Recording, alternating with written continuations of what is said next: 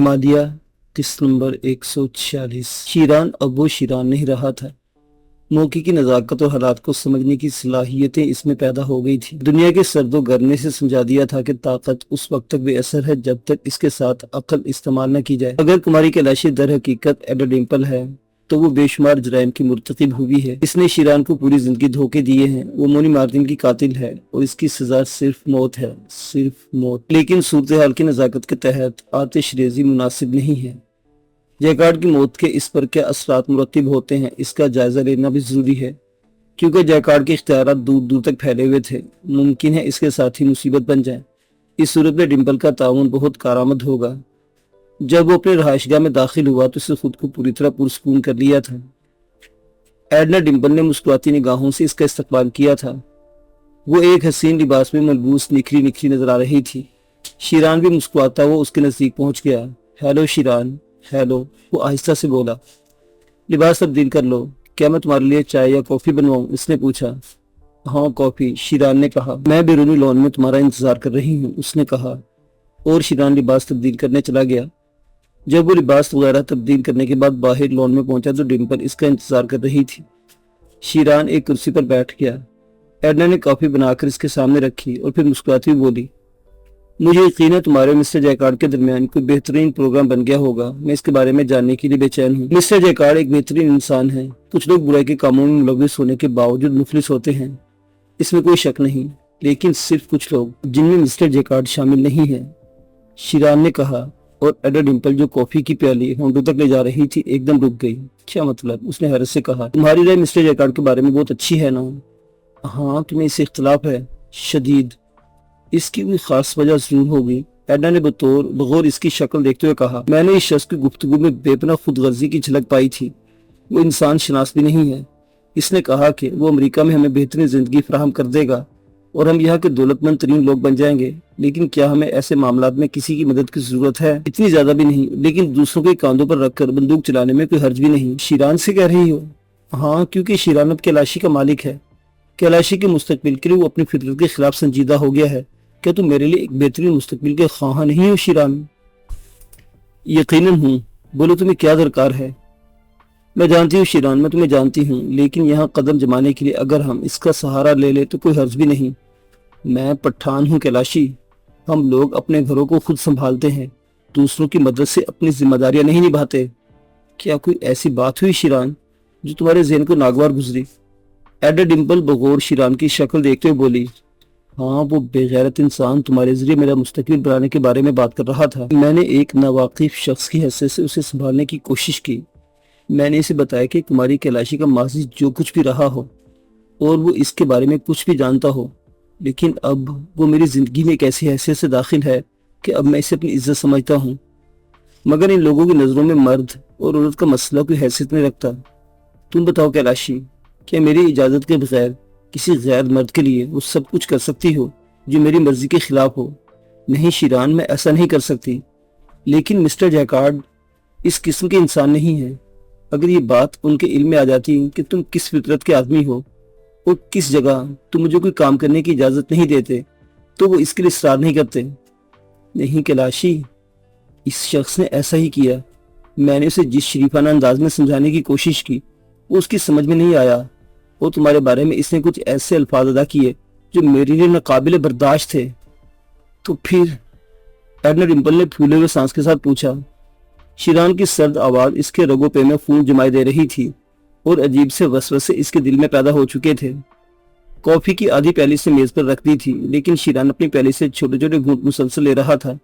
फिर उसने आखिरी घूंट हलक से नीचे उतारते हुए कहा, और फिर नौबत यहाँ तक पहुंच गई कुमारी कैलाशी कि मेरे लिए इसकी जिंदगी नाकाबिले बर्दाश्त हो गई। तो फिर? एडा डिम्पल की आवाज रूंधी सी हो गई थी। फिर वही वो जो होना चाहिए था, मैंने उसे हलाक कर दिया। एडा डिम्पल के हलक से अब कोई आवाज नहीं निकली थी। वो कुर्सी की पूंछ से टेक लगाए बैठी फटी फटी आंखों से शीरान को देख रही थी। मुझे और कॉफी दो, शीरान भारी लहजे में बोला, लेकिन एडा डिम्पल के बदन में इतनी सकत नहीं थी कि वो हाथ भी हिला सकती। शीरान के आखिरी अल्फाज ने उसे सनसनी खेज कैफियत का शिकार कर दिया था और वो अपने बदन को पत्थर की तरह साकित महसूस कर रही थी। शीरान ने भवें उठाकर उसे देखा और फिर इसी अंदाज में बोला, तुमने सुना नहीं? मुझे कॉफी दो। پلیز شیران پلیز تم خود لے لو، تم نے ایک ایسی خبر مجھے سنا دی ہے جس سے میرے اعصاب شل کر دیے ہیں۔ وہ بمشکل تمام بولی، کمال کی عورت ہو تم، کسی ایسے انسان کی موت پر افسوس کا اظہار کر رہی ہو جو میری عزت سے کھیلنا چاہتا تھا۔ کیا کہا اس نے تم سے، اور کیا کہا مجھے بتاؤ تو صحیح۔ ایڈا ڈمپل نے کہا، تم مجھے کافی دو یا پھر یہاں سے اٹھ کر چلی جاؤ، میں حکم عدولی برداشت نہیں کر سکتا، شیران بولا، اور ایڈا ڈمپل نے بے بسی کے انداز میں اس کی پیالی میں کافی انڈیل دی، لیکن اس کی کیفیت بدستور وہی تھی۔ پھر اس نے پوچھا، کیا یہ حقیقت ہے شیران، کیا یہ حقیقت ہے؟ اگر یہ حقیقت ہے تو اس نے دونوں ہاتھوں سے سر پکڑ لیا۔ کافی پیو، مجھے بات پسند نہیں کہ تم میرے ہاتھوں کسی کے قتل سے خوفزدہ ہو جاؤ، شیران نے کہا۔ اسی وقت ایڈا ڈمپل نے کافی کی پیالی اٹھائی اور باقی کافی حلق میں انڈیل کر کھڑی ہوئی۔ تم کہاں جا رہی ہو؟ شیران نے پوچھا۔ اٹھو، تم بھی اٹھو، وہ بولی۔ کیا مصیبت آ گئی ہے تم پر؟ شیران نے اسے گھورتے ہوئے کہا۔ مجھ پر اعتماد کھو چکے ہو شیران، اگر مجھ پر اعتماد رکھتے ہو تو اٹھو، جلدی کرو، ایڈن نے جلدی سے کہا۔ عورت اتنی بڑی مصیبت ہے، اس سے قبل بھی میرے ہاتھوں بہت سے قتل ہو چکے ہیں، لیکن کسی نے مجھے اس طرح خوفزدہ کرنے کی کوشش نہیں کی، میری محبت کے نام پر، ایڈنا پریشان لہجے میں بولی، اور شیران کہکا مار کر ہنس پڑا۔ گدھے بھی رینگنے لگتے ہیں، میں تو انسان ہوں، اس نے اٹھتے ہوئے کہا، اور ایڈا ڈمپل اسے ہاتھ سے پکڑ کر گھسیٹتے ہوئے اندر لے گئی۔ اس نے اندر پہنچ کر سب سے پہلا کام یہ کی کہ فون نزدیک گھسیٹی ہے، پھر وہ کوئی نمبر ڈائل کرنے لگی۔ کسے فون کر رہی ہو؟ شیران نے سوال کیا، اور ایڈنا نے ماؤتھ پیس پر ہاتھ رکھ کر کہا، بس 1 منٹ ڈارلنگ۔ پھر وہ ماؤتھ پیس میں ہی بولی، ہیلو، ہوٹل الفانسو، میں لیڈی گیسپر بول رہی ہوں، ایک ڈبل روم چاہیے۔ ہاں، میں ایئرپورٹ سے بول رہی ہوں، مسٹر اینڈ مسز گیسپر، ہم لوگ آدھے گھنٹے تک پہنچتے ہیں۔ Okay, thank you. اس نے فون بند کر دیا۔ کیا کر رہی ہو تم؟ میری سمجھ میں کچھ نہیں آ رہا، شیران نے اسے گھورتے ہوئے کہا، لیکن وہ سب کچھ سمجھ چکا تھا۔ پلیز شیران، اس وقت تک مجھ سے تعاون کرو جب تک میں اپنا کام نہ کر لوں، میرے لیے پلیز، میرے لیے۔ اب تو چوہے بھی میرے سر پر دم اٹھا کر رقص کرنے لگے، تو مجھے خاموشی رہنا پڑے گا۔ پلیز شیران، پلیز، ایڈنا نے لجاجت سے کہا۔ اب مجھے بتاؤ میں کیا کروں؟ شیران نے برا سا منہ بنا کر کہا۔ آؤ میرے ساتھ، وہ بولی۔ اس کے بعد وہ شیران کو ایک کمرے میں لائی اور میک اپ باکس نکال کر بیٹھ گئی۔ گھنی مونچھوں اور بھاری فرنچ کٹ داڑھی نے شیران کی شکل میں نمایاں تبدیلی پیدا کر دی سی۔ اس سے فارغ ہو کر ڈمپل نے اپنے چہرے پر ماسک لگا لی اور سر پر وگ اوڑھ کر وہ بھی ایک جرم عورت نظر آنے لگی۔ اس شکل میں تمہارے ساتھ 1 گھنٹہ بھی نہیں رہ سکتا، عارضی ہے، بالکل عارضی، ایڈنا نے جلدی اپنے اور شیران کے چند جوڑے سوٹ کیس میں رکھتے ہوئے کہا۔ پھر اس نے چند اور ضروری چیزیں سمیٹی اور تیار ہو گئی۔ کہاں جاؤ گی؟ Hotel Alphonso. اوہ، لیکن شیران نے احتجاجی انداز میں ہونٹ سکوڑے، لیکن ڈمپل اسے گھسیٹتے ہوئے باہر لے آئی۔ بیرونی برآمدے کو عبور کر کے وہ گیٹ کی طرف بڑھی تو شیران نے کہا، پیدل چلو گی؟ نہیں تو ٹیکسی مل جائے گی، تم آؤ تو صحیح۔ عورت تیرا ساتھ حماقت ہے، شیران ٹھنڈی سانس لے کر بولا، لیکن وہ ایڈنا کے ساتھ باہر نکل آیا تھا۔ تھوڑی دور چل کر انہیں ٹیکسی مل گئی۔ مالنتھ روٹ، ایڈنا نے ٹیکسی ڈرائیور کو حکم دیا اور شیران اس کی شکل دیکھنے لگا۔ اس نے کچھ کہنا چاہا، لیکن ایڈا ڈمپل نے ہونٹوں پر انگلی رکھ کر اسے خاموش کر دیا۔ شیران ایڈا ڈمپل کی کیفیت کو بخوبی محسوس کر رہا تھا اور دل میں مزے لے رہا تھا، لیکن اس وقت وہ انتہا پسندی کے موڈ میں تھا اور اپنی فطرت کے خلاف خاصی شگفتگی کا مظاہرہ کر رہا تھا۔ مالنتھ روٹ کے بارے میں وہ جانتا تھا کہ ہوٹل فانسو وہاں نہیں ہے، لیکن ایک بالکل ہی مخالف سمت میں ہے، لیکن وہ جانتا تھا کہ ایڈا ڈمپل کسی خاص وجہ سے مالنتھ روٹ کی طرف جا رہی ہے۔ ٹیکسی بھی ان کی رہائش گاہ سے تھوڑی ہی آگے بڑھی تھی کہ سیرنگ کی ایک مرسیڈیز کار ان کی رہائش گاہ کے گیٹ پر آ کر رکی اور اس میں سے 6 افراد نیچے اتر کر عمارت کی جانب لپکے۔ ایڈا ڈمپل اور شیران نے لوگوں کو بخوبی دیکھ لیا تھا۔ شیران نے مسکراتے ہوئے ایڈا ڈمپل کی طرف دیکھا اور کہا، واہ بھائی واہ، یہ مسٹر جیکارڈ کے آدمی تو بڑے مستعد ہیں۔ ایڈا ڈمپل نے شیران کے بازو پر ہاتھ رکھ کر ملتجی نگاہوں سے دیکھا اور پھر سرگوشی کے انداز میں بولی، براہ کرم خاموش رہو۔ شیران نے گہری سانس لی اور خاموش ہو گیا۔ ویسے اسے اب اپنے آپ پر فخر ہو رہا تھا، اگر وہ جوش و جذبات میں فوراً ہی ایڈا ڈمپل پر ساری صورتحال واضح کر ڈالتا تو اس کے بعد نہ جانے کیا صورتحال پیش آتی۔ وہ جانتا تھا کہ یہ فیشنیبل عورت اس کے لیے مناسب آسانیاں فراہم کر سکتی ہے اور جیکارڈ کے آدمی سے نمٹنے کے لیے بہترین مہرہ ثابت ہو سکتی ہے۔ جیکارڈ کے قتل سے شیران کو ایک قلبی سکون حاصل ہوا تھا۔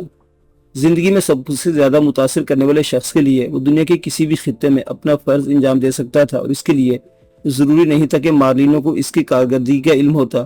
مارلینو سے تب اس کا دور کبھی واسطہ نہیں رہا تھا۔ ٹیکسی مطلوبہ جگہ پہنچی تو ڈرائیور نے اسے سڑک کے کنارے کر کے روک دیا۔ ایڈا ڈمپل نے اسے اشارہ کیا، کرایہ ادا کر کے وہ نیچے اتر آئے اور ٹہلنے کسی انداز میں آگے بڑھنے لگے۔ काफी दूर चलने के बाद एरा डिम्पल ने सड़क पार की और सड़क पार करके वो फुटपाथ की दूसरी समत आ गए। जब इसे मुकम्मल तौर पर इस बात का यकीन हो गया कि कोई इन पर निगाह नहीं रख रहा तो इसने गुजरती एक टैक्सी रोकी और इसमें बैठकर ड्राइवर को होटल अल्फांसो चलने के लिए कहा। शीरान ने मुकम्मल खामोशी इख्तियार कर ली थी। टैक्सी ने होटल अल्फांसो की पार्किंग लॉट में उतार दिया। दो पोर्टर इनके मुंतजिर थे। मैडम गैस्पर का नाम सुनने के बाद वो दोनों लेकर अंदर पहुंचे और थोड़ी देर बाद इन्हें होटल अल्फांसो की 8वीं मंजिल के एक खूबसूरत कमरे में मुंतकिल कर दिया गया। यहाँ पहुंचकर एरा डिम्पल थके थके अंदाज में एक सोफे पर ढह गई। इसके चेहरे से शदीद परेशानी का इजहार हो रहा था। शीरानी से थोड़े फासले पर एक आरामदेह कुर्सी पर दराज होकर पांव हिलाने लगा। चंद लम्हात इसी तरह गुजर गए, फिर इसने मुस्कुराकर कहा, तुम्हारी कैलाशी, तुम्हारी कैफियत मेरे लिए अजनबी है। एरा डिम्पल ने आंखें उठा के इसे देखा और फिर फीके अंदाज में मुस्कुराया। फिर इसने कहा, तुम्हारे लिए मैं आधी दुनिया को खत्म कर सकती हूँ शीरान। खूब, और बाकी आधी दुनिया का क्या होगा? शीरान ने पुरमजाक अंदाज में कहा, मुझे यकीन है कि वो तुम खत्म कर दोगे अगर तुम इसी तरह कत्लेआम करते रहे। जैकार्ड की मौत से तुम बहुत मुतासिर हुई हो, सिर्फ इसलिए कि वो मामूली शख्सियत का मालिक नहीं था। इसके हाथ बहुत लंबे हैं। अमेरिका में इसके जरिए वो मुस्तहकम हैसियत हासिल कर सकते थे। इन तमाम बातों के अलावा ये साबित होने के बाद कि इसके कातिल तुम हो, हमारे यहाँ रहना और यहाँ से निकलना बहुत मुश्किल हो जाएगा। इसके बावजूद मैं इसे माफ नहीं कर सकता था। शीरान ने गुस्सीले अंदाज में कहा, आखिर इसने क्या कह दिया था तुमसे? मैं दोहराना नहीं चाहता और मुझे यकीन है कि इसके बाद तुम इसके बारे में कोई सवाल नहीं करोगी। एडना डिम्पल ने एक जंगली सांड पाला था। वो जानती थी कि ये सरकश वहशी इंसानों की उस नस्ल से है जिसका कोई सर पैर नहीं होता, लेकिन इसके बावजूद वो शीरान को चाहती थी और इसका गुस्सा मोल नहीं ले सकती थी। थोड़ी देर खामोश रहने के बाद इसने कहा, अच्छा ये तो बता दो, जिस जगह तुमने से मुलाकात की वहां वो तन्हा था? क्या मतलब? क्या कुछ लोग, मेरा मतलब है इसके साथी, इस बात से वाकिफ हैं कि तुम इसके कातिल हो? ना वाकिफ होते तो इतनी जल्दी मेरी तलाश में वहां पहुंच जाते। शीरान बोला। वो गोया कुछ लोग वहां मौजूद थे। सिर्फ मौजूद ही नहीं बल्कि इन लोगों से मेरा मुकाबला भी हुआ था। कोई और भी मारा गया तुम्हारे हाथों? एडा डिम्पल ने कहा, हाँ 6-7 आदमी और मारे गए। मुझे कोई अफसोस नहीं है। शीरान ने हाथ उठाते हुए कहा, मेरे खुदा तुम एक कारोबारी गुफ्तगू करके आ रहे हो। एडा डिम्पल ने सांस लेकर बोला, मैं तुम्हें बकवास करने के लिए मना कर चुका हूँ। शीरान ने गुस्सीले अंदाज में कहा, लेकिन डिम्पल ने इसके अल्फाज पर गौर नहीं किया था। फिर वो गहरी सांस लेकर बोली, हमें लॉस एंजलिस छोड़ना होगा शीरान, ये जरूरी है। जो दिल चाहे करो, मुझे एतराज नहीं। इसे मरना था, मर गया। अब जो कुछ भी होगा मुझे इससे कोई दिलचस्पी नहीं है। अच्छा आराम करो, मैं जरा बाहर जाऊंगी। जाओ जाओ, मैं अब कुछ भी नहीं सुनना चाहता। शीरान ने हाथ उठाकर कहा और जूते उतारने लगा। अगर मुझे देर हो जाए तो देर फिक्र मत करना, एडा डिम्पल ने कहा, और शीरान खामोशी से गुज़र खाने की तरफ चल पड़ा। वापिस आया तो डिम्पल जा चुकी थी। इसके होंठों पर मुस्कुराहट फैल गई। जैकार्ड की बात की अगर तस्दीक हो गई तो तुम दुनिया की तमाम फिक्रों से आजाद हो जाओगी। इसने दिल ही दिल में सोचा और मुसहरी पर दराज हो गया, लेकिन भरा हुआ पिस्तौल इसने अपने लिफास में महफूज रखा था। रात हो गई। तकरीबन 8 बजे डिम्पल वापस आई। इसके पास प्लास्टिक का एक बैग था जिसे वो खोल कर बैठ गई। इसका चेहरा तफक्कुरात की अमाजगा बना हुआ था। ये क्या है? शीरा ने पूछा। मेकअप का सामान। हमें नए चेहरे अपनाने पड़ेंगे, एडना ने कहा। इसके बाद क्या होगा? फिलहाल हॉलीवुड चल रहे हैं, वहां से कहीं और चलेंगे। काफी परेशान मालूम होती हो।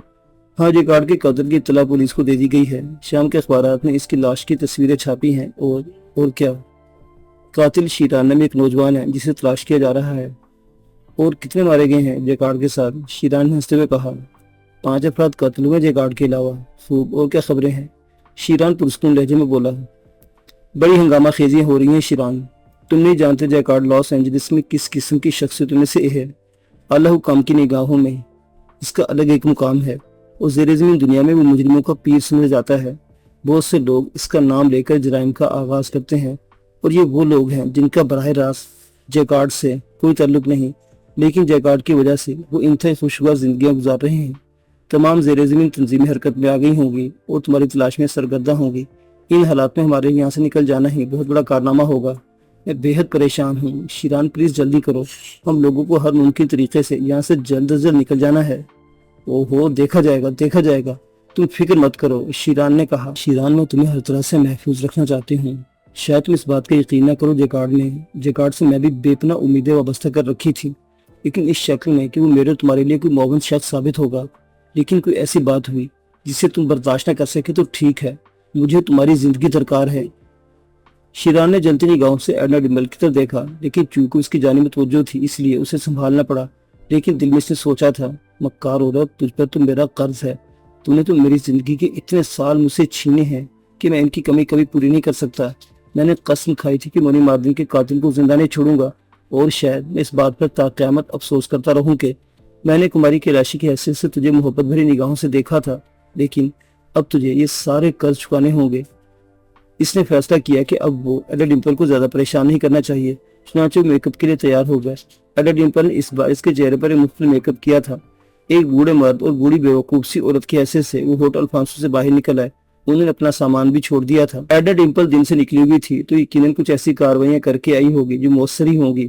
شیران نے بھی اس سلسلے میں اس سے کچھ پوچھنا مناسب نہیں سمجھا۔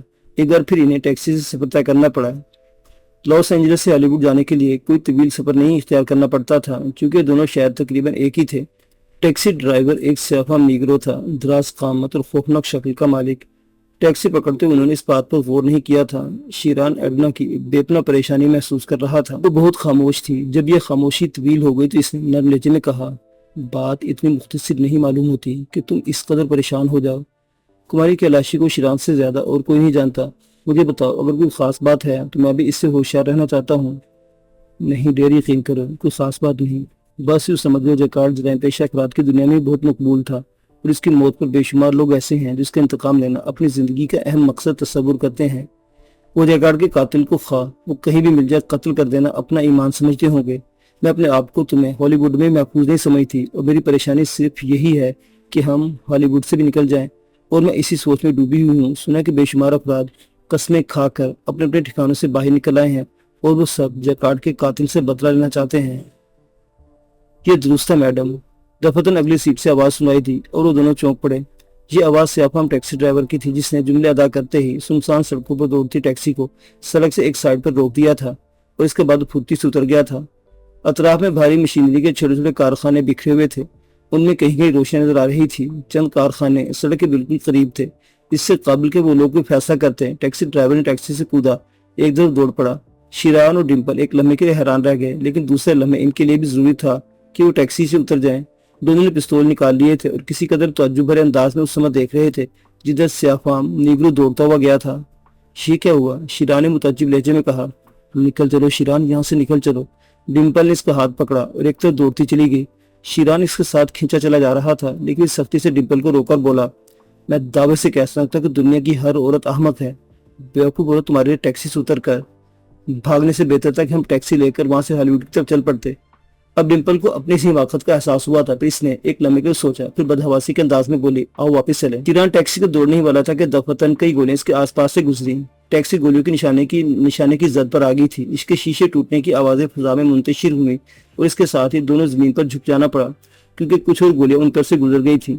دفتن ٹیکسی کے بغلی سمت کے دو ٹائر پھٹنے کی آوازیں بلند ہوئی، اور ان کا منصوبہ تشنا رہ گیا۔ اب اس کے علاوہ اور کوئی چارہ کار نہ تھا کہ وہ یہیں رہ کر دشمنوں کا مقابلہ کریں۔ دونوں ہی کی غلطی تھی۔ وہ ٹیکسی ڈرائیور کی موجودگی کو نظر انداز کر کے جیکارڈ کے بارے میں گفتگو کرنے میں مصروف ہو گئے تھے۔ یقیناً نیگرو ٹیکسی ڈرائیور جیکارڈ کے معتقدین میں سے تھا، اور ان لوگوں کی گفتگو سے اس نے اندازہ لگا لیا تھا کہ جیکارڈ کے قاتل فرار ہو رہے ہیں، لیکن اس کی کارکردگی حیرت انگیز تھی۔